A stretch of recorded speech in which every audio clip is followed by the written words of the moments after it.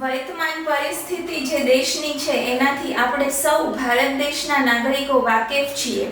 અત્યારે સામાન્ય નાગરિક તરીકે આપણો જોમ અને જુસ્સો સાતમા આસમાને છે.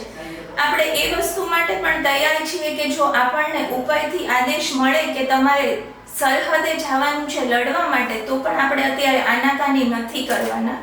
પણ આપણું સદભાગ્ય છે કે આપણા માટે એ સમય નથી આવવાનો.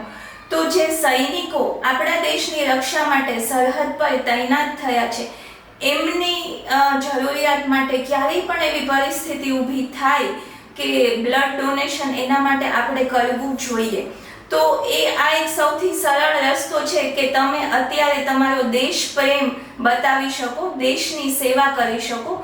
જો તમે બ્લડ ડોનેશન માટે એલિજિબલ છો તો તમારા નજીકના બ્લડ બેંકમાં સ્વેચ્છાએ જ તમે જઈને આ વસ્તુ કરી શકો એમ છો.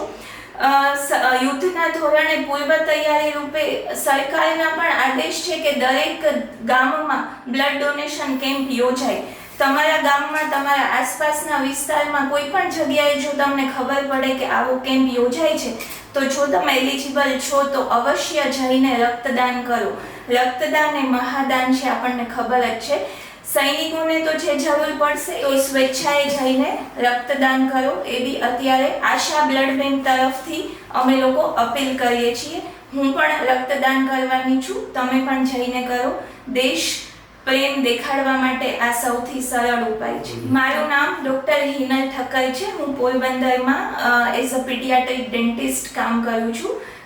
તો હું મારા તરફથી અને આશા બ્લડ બેંક તરફથી આપ સૌને નમ્ર અપીલ કરું છું કે જઈને બ્લડ ડોનેશન કરો.